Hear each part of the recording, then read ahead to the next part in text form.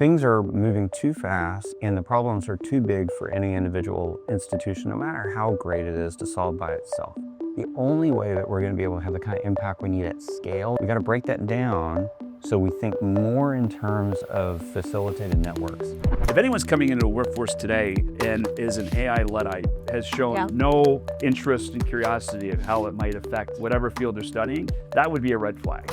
People aren't exactly sure what to expect from a campus hire, right? And so the default kind of thing to do is to say, we're not going to do it. But really what should be happening, you should be rethinking and redesigning what the entry-level position looks like, the industry and the sector expertise, right? And so if employers and the institutions are really working together to solve for those industry problems, then kids are graduating and they're going to be ready to have those really hard conversations.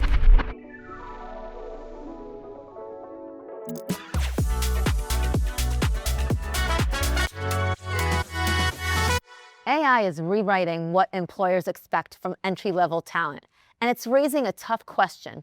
Are we preparing graduates for the jobs they're going to have or the jobs we used to have? Today, we're going beyond the headlines to get specific about what workforce ready means in a world where AI is part of the workflow.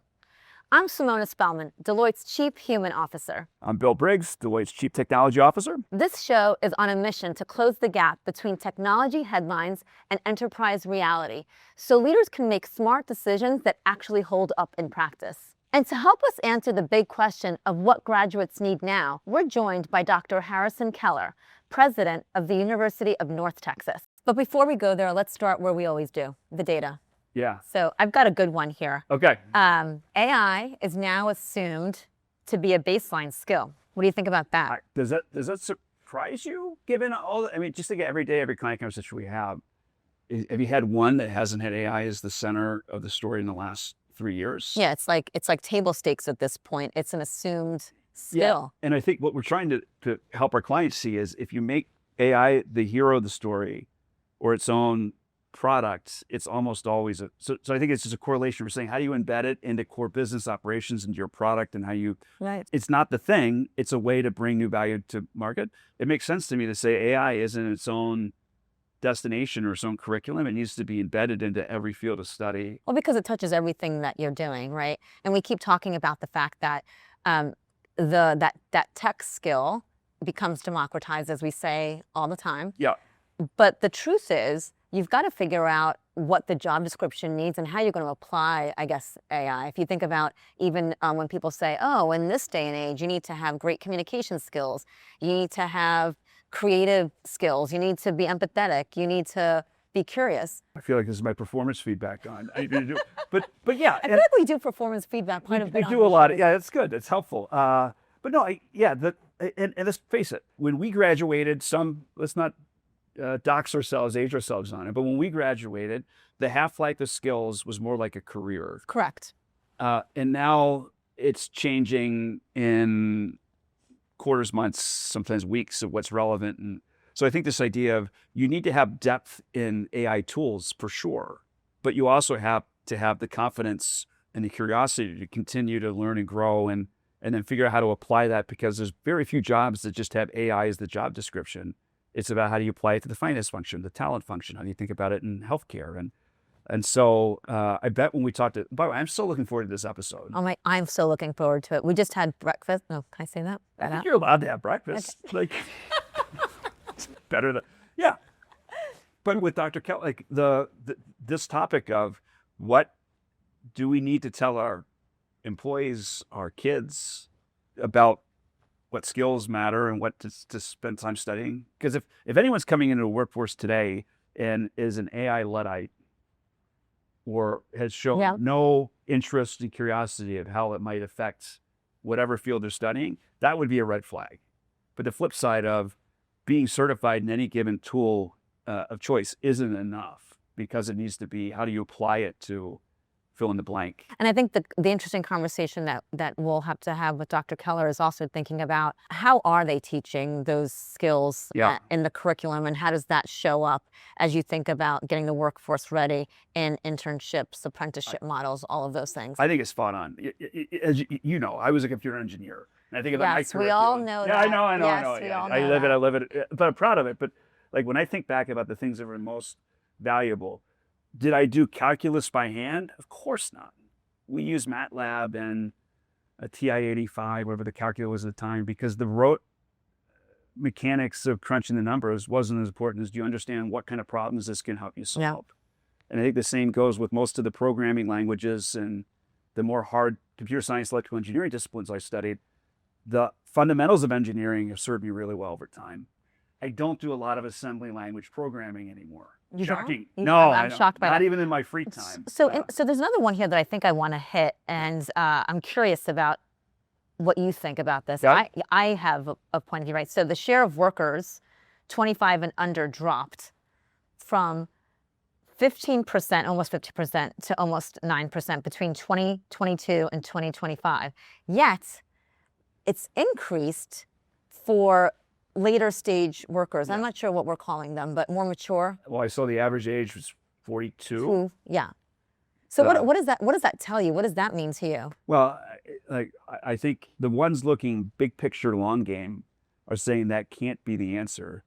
But also, what we're asking our new analysts to come in and do is very different than even just a few years ago, right? So the nature of the work is changing. You've got to spend the time to redesign what entry level looks like, right? Because right now we're gonna hit a problem, right? Workforce is aging, so the experience is gonna go away, because you still have to have experience to make sure that the AI is producing what you need to produce in your work. And I would probably guess that employers are probably erring on the side of hiring more experience at this point as they try to get. Because, and a lot of people are still trying to figure out what does AI mean into the work that we do and the markets we serve, and then into the people we need, the skills we need. And the irony to me is the kids coming out of school that had lived with this now for years are the most ready and probably curious and have passion to roll up their sleeves and not be bounded by the traditional constraints of how companies work and how work gets done. But we're the stat would show we're over-indexing on a more seasoned workforce, which is probably a lot more calcified in how to think and how to work, how to act. I'm excited to get Dr. Keller's point of view on this. 100%. Let's get into it. Okay. So President Keller, Harrison, thanks for joining us. You've built your career on building coalitions between education and the workforce. You're now the president of a major university, and you're in this in the middle of the definition of where the definition of ready continues to change. So let's start there. How would you define being ready for the workforce? So based on what we're hearing from employers around our region, around the state, around the country, I'd say number one with a bullet right now is what people call durable skills. So that's more critical thinking, problem solving, communication, things that require higher level thinking that are harder to automate. Next, I would say it's going to be interpersonal, or what people sometimes call soft skills. They're not that easy. Being able to fit into a team, show up reliably, those kinds of things. No offense to the engineer, but I would say I'd put the technical skills number 3 right now on the list. Because the half-life of those technical skills is getting shorter and shorter, especially because of AI. But don't you think, like, the first is the discipline and the tools to be able to think and apply and to grow? Like, to me, as a computer engineer, I have more value of the engineering discipline I learn than, shockingly, I don't use my compiler class and my assembly language programming and those things are part of the experience that I built on. But so I take no offense. I think I would actually underline and agree. So one of the things I've heard from a lot of engineers, computer scientists, and even folks who use it as a way to distinguish among types of engineering programs is people will say that they feel like they use more of what they learn in their introductory courses than in some of their advanced courses, because like some of the particular technologies that they learned or techniques they learned, well, those are outdated, but some of the more like the fundamentals of the problem solving, those are the kinds of things that they keep coming back to again and again. So I think absolutely, that's what, but we need to be more intentional about developing students as problem solvers who are going to need to adapt to new technology. So it's funny, so I'm going to date myself now. So I started my career as a COBOL programmer, and I will We still have those projects we can snap you on some money. You can flex those muscles. But just going back to what Harrison said, I still go back to what that taught me. It was problem solving skills, right? How to get yourself out of, you know, a situation if the compiler came back with 2,000 errors. But here we are. And then you also mentioned something I thought was interesting. We just read a headline that talked about the fact that the technology skills or the AI fluency, that's not even showing up anymore in job descriptions. Yeah. So any reaction to that? Yeah, that's interesting. So so it seems like what's happening is that being able to work with AI is table stakes for this generation. So of course, students need to learn to work with AI. They need to learn to adapt to new technologies. That's just part of what it is to have a digital fluency. So. Yeah. Can you imagine just now or 10 years ago, if a job rec said you have to know computers, right? I mean, it would be the equivalent of where we're moving with AI. Right. Yeah. Like, yeah, of course. It would be almost like an ironic thing to get people to chuckle, to show interest, but no one would seriously think about it. So one of the things I was talking to a friend about, I wonder what y'all would think about is that, so around the time that we were graduating from college, so if you did have computer skills, if you had some coding skills, if you were comfortable core with literacy, that actually gave our generation a huge advantage Absolutely. over people who graduated just 5 years before. And so there's an argument to be made that like this generation now, if they play their cards right, they could also have a similar advantage to the kids who graduated just 5 years before. Oh, I couldn't agree more with you. So let's talk a little bit about, you and I have had this conversation a couple of times now about responsibility. So who is responsible, you know, to get the workforce ready? Where does that responsibility lie? Yeah, so right now, my impression, and I'll speak as a dad of a college student as well as a university president. So we can have a whole this could be a counseling session. Indeed, a good thing we have the couch here, right? We're gonna. So I think too much is on the students themselves to kind of hack their own programs, figure out what those skills are, how they make the right connections, how they leverage their networks, their parents' networks. I think we're expecting way too much of the students right now. I think that both the institutions and frankly the employers need to step up right now. For the employers, I mean, what we need is a better sense of what the skills are and a much closer relationship than we're used to having in higher education with employers. One of the striking things to me, so we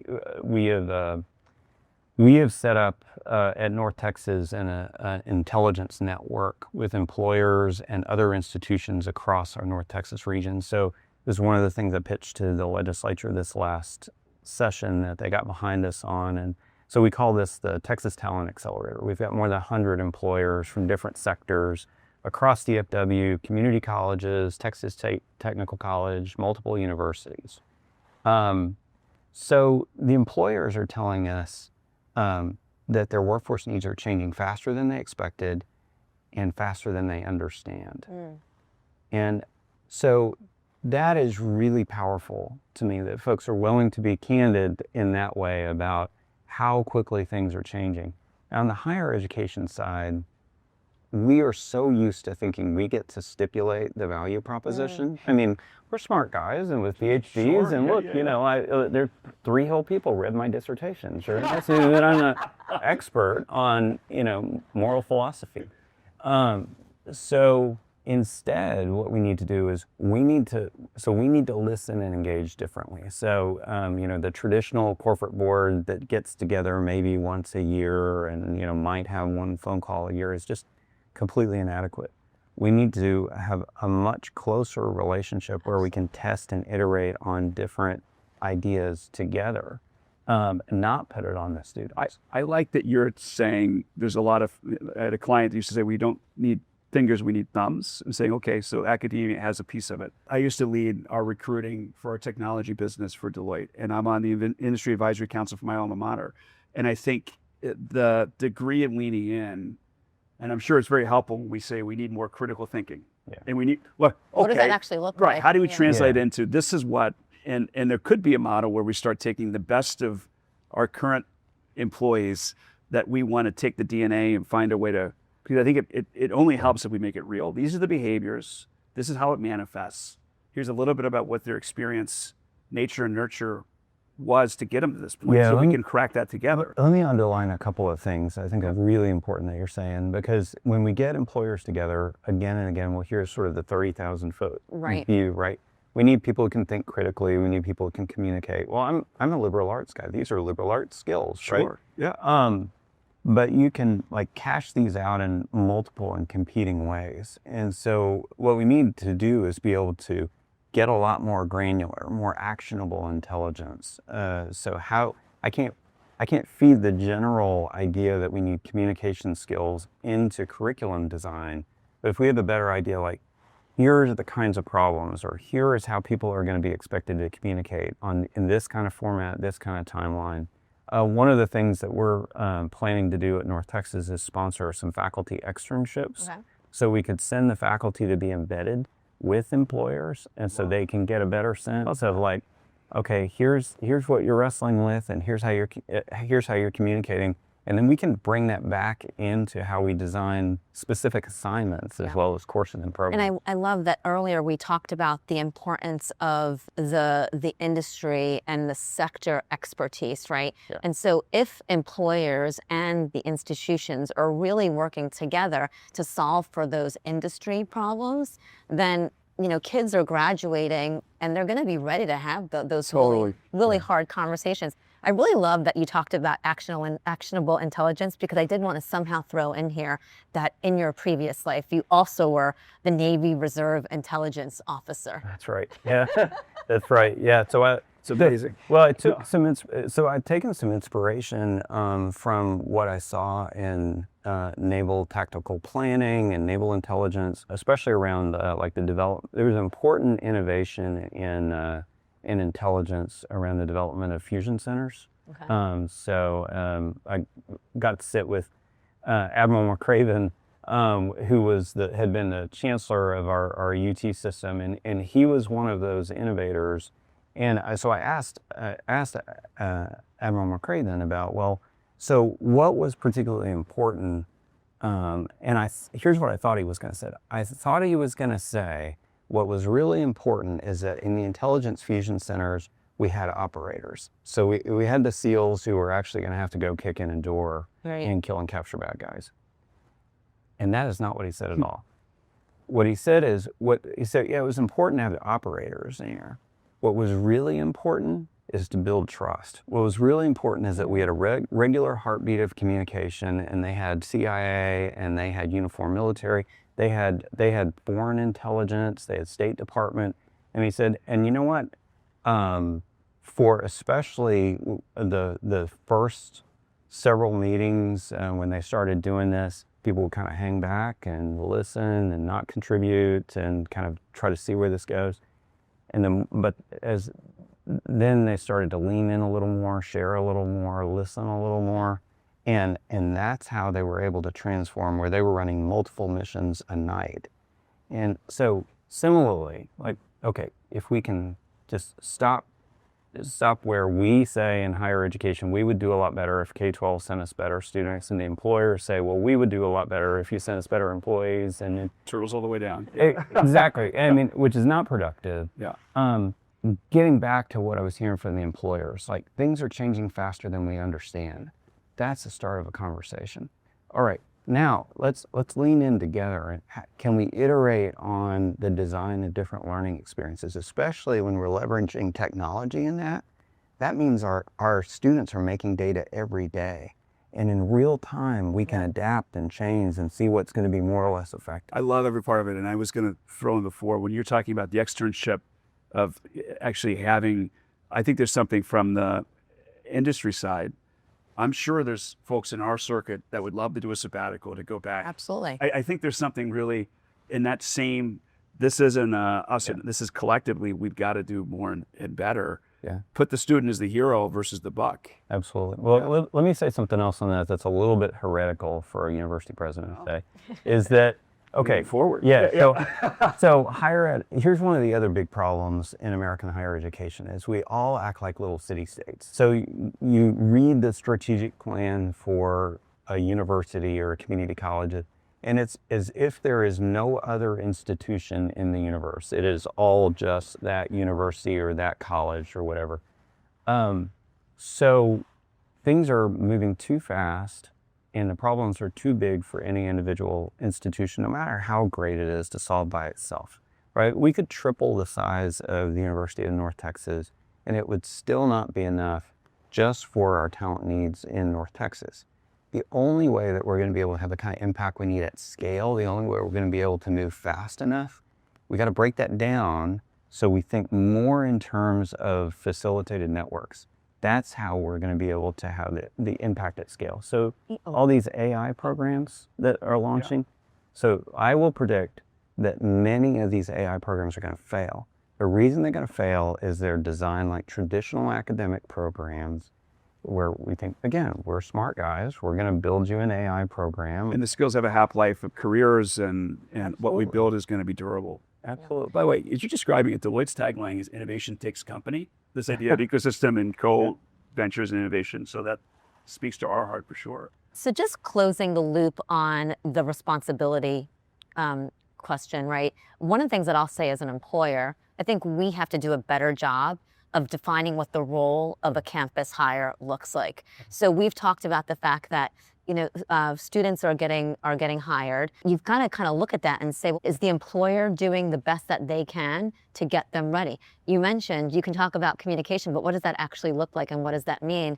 And what does it mean in the context of the job that they're taking? It sounds like what sometimes happens also is that the students, their resumes might look great, their technical skills might be great, but maybe they don't have they haven't developed the interpersonal skills. Maybe there's another layer of expectations that weren't transparent to the institution or to the student.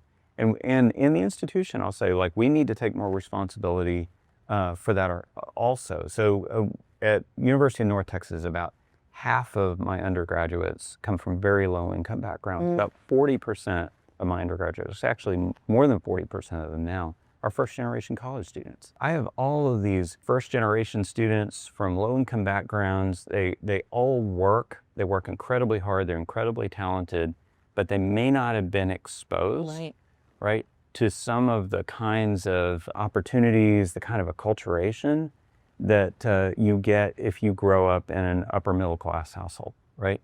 And so, so that, in addition to technical skills, we need to take more responsibility for when we're designing these learning experiences. Wait, I have to say this really quick.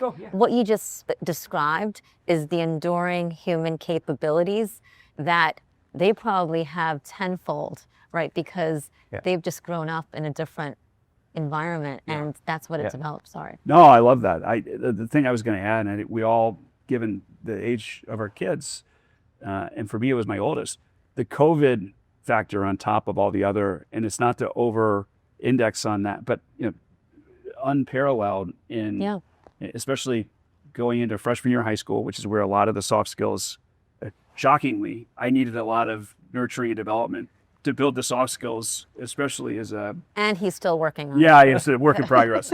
but I just think we still haven't come to full terms on what that did as far as, and luckily my daughter is amazing and personable and the communication skills she excels at, but I see her peer group and that's not the norm, especially with that. Yeah, we're hearing that a lot. And so again, I think that's something that we need to work on, we need to take more responsibility for. So there's two things I'm worried about on this is that if we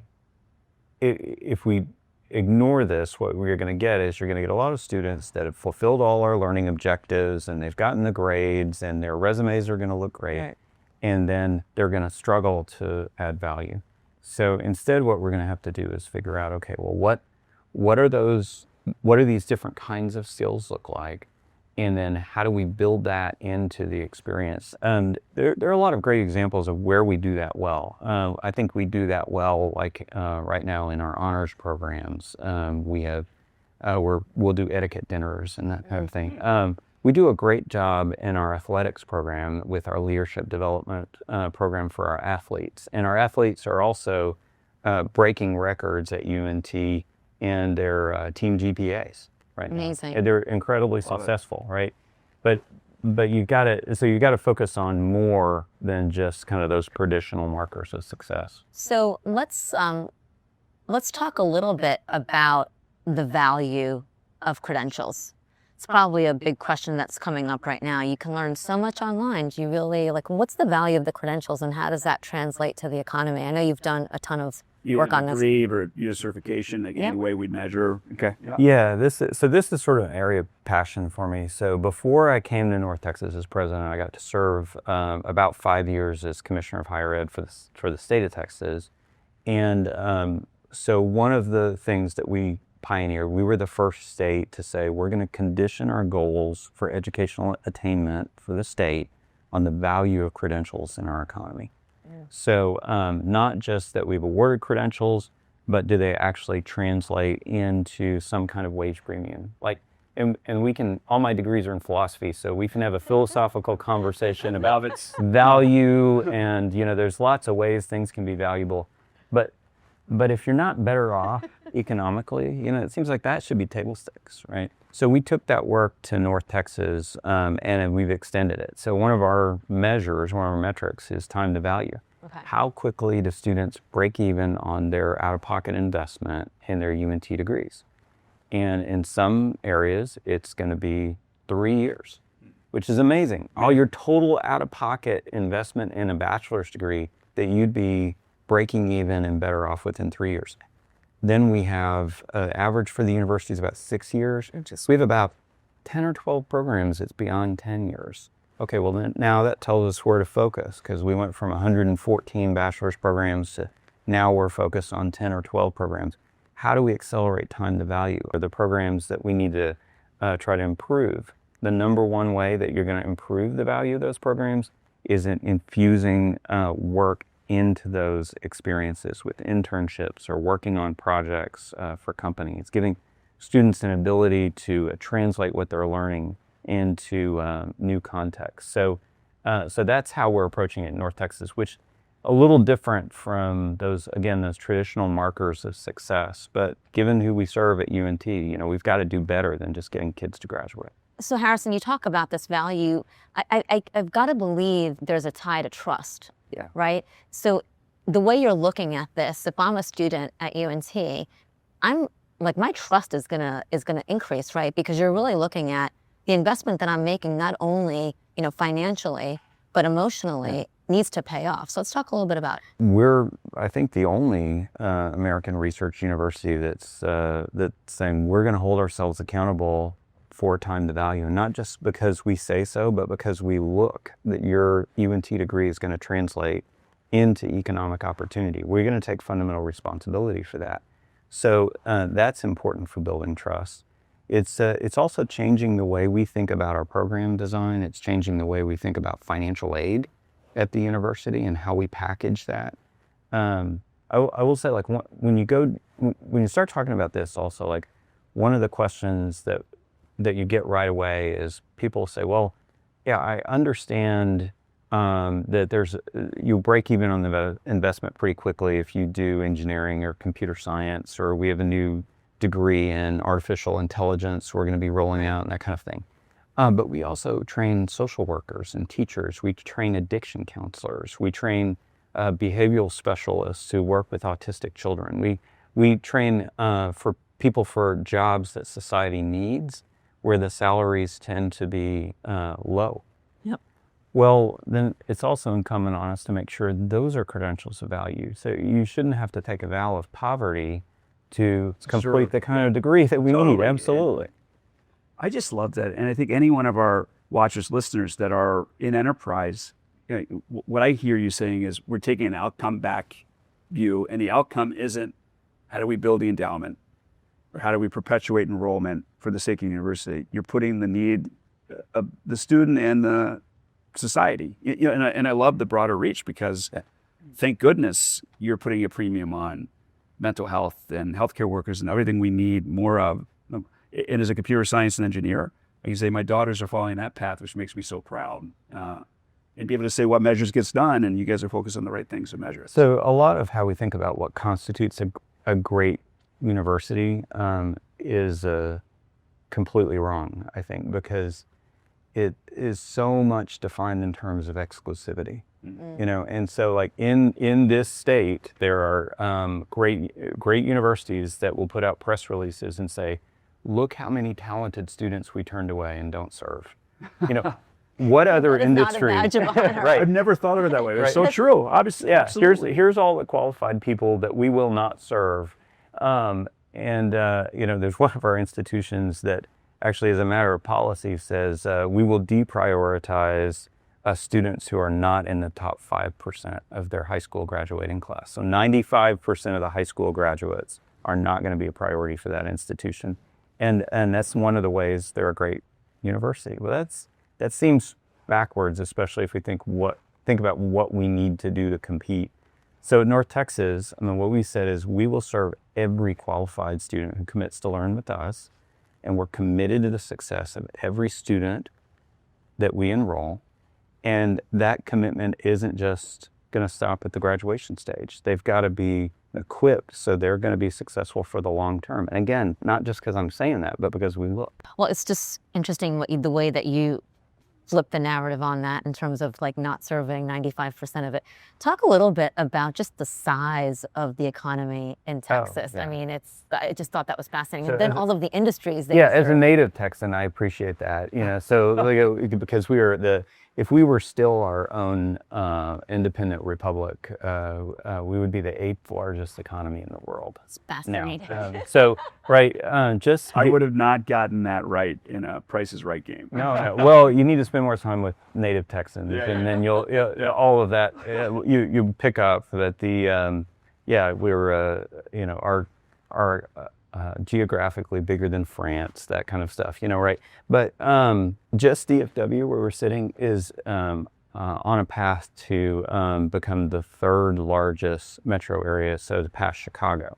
Amazing. And so there's this incredible, vibrant economy here, and all of the employers are worried about where the talent's going to come from to help fuel our competitiveness, to keep us on track. So that is going to be the most critical issue that we need to address. I want to just, and I think what you started with is going to inform this, but I want to ask it directly because this is what I get more than any other question in my travels. I mean, I guess you get it even more. People will come up to me and say, hey, I have kids of whatever age, what should I tell them just to study? So we've got you here. What's your advice on? Yeah. So as a parent and as a college president, and I have 2 teenage girls still in high school and a son who's a sophomore in college. First, do not tell your 18-year-old just to follow their passion, right? That's not good advice, right? For most 18-year-olds, right? So they just haven't been exposed to enough potential career paths or majors or something, and in fact, look, I was commissioner of higher education for Texas. I'm the university president. Right now I text my kids and I say, I will pay you $1 for every college major you can name. I would not be out that much cash, so they need a chance to get exposed to a broader range, figure out what they might be interested in, what kinds of things they might be interested in. But along the way, paying attention to developing those higher level skills, those durable skills, picking up an industry recognized credential they can embed into their programs. I was a philosophy major, philosophy is a fantastic credential of value. If you're a philosophy major and you also have a project management certification, you just have more options, right? And then the third thing I would say is be sure you have meaningful work experiences that ideally are built into your program. And if not, then you need to supplement your program with like summer internships and other kinds of work experiences. And that, I'm going to guess, to complement and add to that tapestry of not just bullets on a resume for the sake of experience, but some intentional choices that either enrich or add to the story. That's right. Yeah, just having a job isn't going to be as important as having the opportunity to translate what you're learning into a new context and like really do meaningful work. So just an interesting thing I want to make sure we talk about is University of North Texas was selected as one of 8 institutions to work with ASU, and I think it's called the Work Integrated Learning Accelerator Program. Can you talk a little bit about that? Because I think that hits exactly what you're talking about here. Yeah, so again, I am a big fan of the power of facilitated networks and partnerships and breaking down those silos across institutions. And so we're excited to be part of the Work Integrated Learning Accelerator. So I actually just came back yesterday from a meeting over at Arizona State. And what you have is the 8 institutions, ed tech companies, other partners, philanthropic partners, working on this together and also sharing strategies. At North Texas, we are taking a little bit different approach because actually what we're leading with in our work here is in our history major. So we're looking at how do we infuse into a history major a meaningful experiences so you're intentionally developing those skills that are going to be valuable to employers and enhance that value and accelerate that time to value for our students. Okay, so we have been talking a ton about the students. Can we just quick second on the faculty? Yeah. So, you know, what has to change for the faculty to kind of keep up with everything? So a couple of things. So first, I get asked about the faculty all the time because we're moving incredibly fast on multiple fronts at UNT. I mean, and so I go to these national meetings and people will say, well, how are you overcoming the resistance from your faculty? Our faculty have actually been great. So the problem is that most institutions haven't organized their work in a way to get behind their faculty innovators. And so one of the ways that shows up is in our criteria we use for promotion and tenure. So in most academic disciplines, whether you get promoted, whether you get tenure, is going to be mostly a matter of your original scholarship in a very narrow set of journals or books or So those research kinds of contribution and it's publishing. research, teaching, and then maybe some service, right? So again, we got to break down those disciplinary boundaries. So with the faculty at UNT, actually, we have a massive project right now to redesign and broaden the criteria we're using to evaluate faculty to pick up the full range of ways that we need people to be excellent if we're going to advance on this ambitious vision and our public responsibilities for UNT. So when a faculty member is innovating the curriculum, completely redesigning and transforming how we teach math at UNT, that should count. When a faculty is working on the translation of ideas into the market and entrepreneurship, that should count. In most places, it doesn't count at all for your promotion and tenure. That's not your job as a faculty member. Well, we're taking a little different approach at UNT. I can talk to you for the next few hours, maybe even days, but I'm sure this episode is probably getting longer than most because of the richness of the conversation. Let's end it here. What change could you make in the next 12 to 18 months that you think will still matter in 5 years? Yeah. The legacy question. Right. This, yeah. Well, but again, this is sort of a softball because we are moving incredibly fast across multiple fronts. I'd say like 3 big changes we're making. So first, structural changes. We need different kind of infrastructure to be able to operate the way that we're talking about. So things like, leaning into our work with the Texas Talent Accelerator, with community colleges, with employers.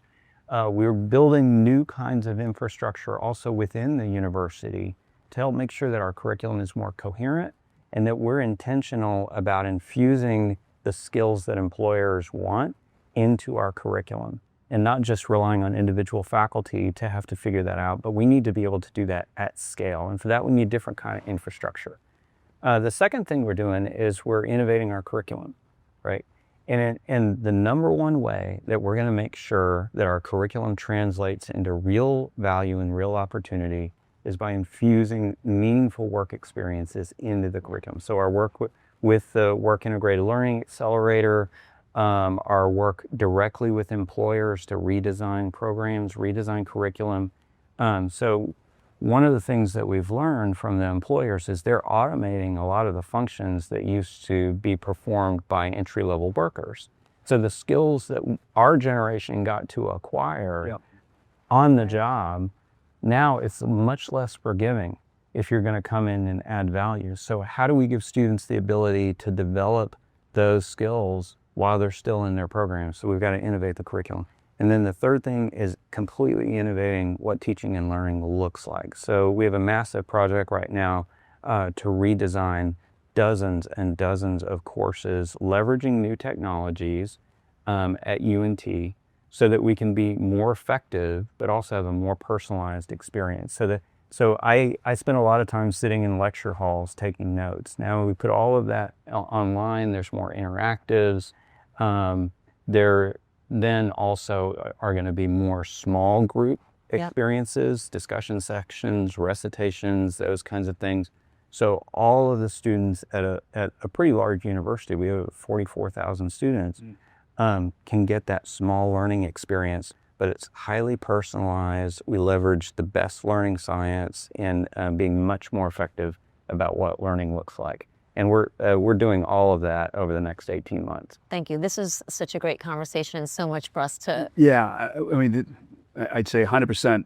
We always have insightful conversation. This is also inspirational. So thanks for your leadership, and it gives me hope. It does give me hope. Thank you. Thank you for your leadership. Oh, thanks for the opportunity. Thanks for the conversation. If this conversation is useful, subscribe to Forward Technology on YouTube so you don't miss the next episode. We'll be translating the biggest shifts in tech into what they actually mean for leaders, and most importantly, what to do next. And drop a comment with the one skill you think every graduate should have in the AI era. So now let's pressure test what we just talked about with Harrison in terms of what's happening in the real world, what's happening in the headlines. Okay. I have one that I love, right? So IBM plans to triple its entry-level hiring in the United States in 2026. By the way, Deloitte is also increasing our campus hiring. Yes, we are. Haven't been as public about it. Yeah, I think that move. We talked earlier about that experience gap, and we both have younger kids, that the folks that grew up with AI and tech is just a part of their mindset, how they approach the world. What a great superpower unlock. Well, I love this headline because I think what's really happening, it's that people aren't exactly sure what to expect from a campus hire, right? And so the default kind of thing to do is to say, we're not going to do it. Right. But really what should be happening, you should be rethinking and redesigning what the entry-level position looks like. And I think that with IBM and what we're doing here, we're spending the time to figure out, like, what does the curriculum entail right now?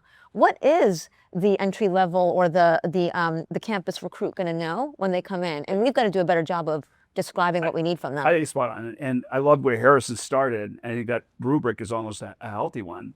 He started with critical decisioning and the ability to reason and be, grow and evolve was one. And then the second was the softer skills. Yeah. We've seen our own hiring process. Like when I was hired, it was much more of a technical interview. And now there's much more around influence of presentation and just interpersonal on top of tell me how you think, how you learn, how you reason. And of course, there's some credential that is an important piece of the calculus, but it's not, it's almost like that emphasis has been shifted is the only thing we cared about to necessary condition. Well, and I also love what Harrison talked about with value creation in terms of credentials and kind of time to value. And I thought that was really interesting as you think about getting, again, these students ready for the workforce.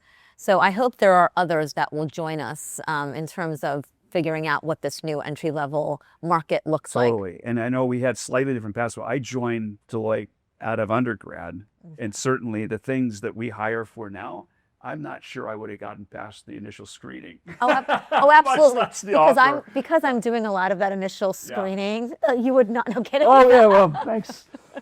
But it's an interesting time that we're in, and I love what we talked about in terms of like who's responsible for getting the workforce ready, and I love the shared accountability. I think that that's a message that we all need to take away and really figure out what our role is in that shared accountability of getting the students ready. And just to be on it, and Harrison mentioned it, but you know, a passion of mine, I was on the board of the Kids in Need Foundation for years, how to get school supplies in under-resourced communities and schools.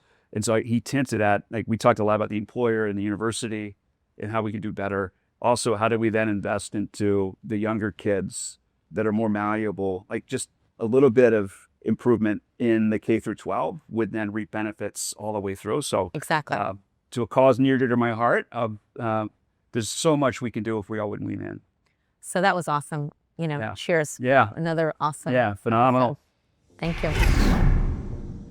Next time on Forward Technology, we're going to go from big ideas to real-world execution. We'll break down what it takes to modernize critical systems at scale, where AI is actually accelerating transformation, and what leaders learn once the work actually hits day-to-day operations. Follow the show so you don't miss it. And remember, don't bet on the future, build it. Until next time. Are you with me or not? I'm totally with you.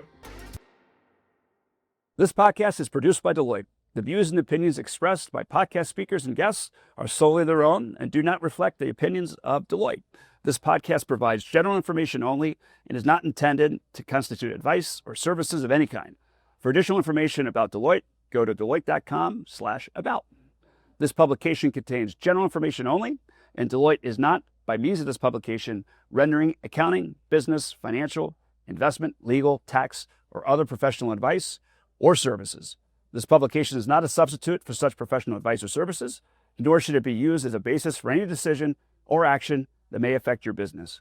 Before making any decisions or actions that may affect your business, you should consult a qualified professional advisor. Deloitte should not be responsible for any loss sustained by any person who relies on this publication.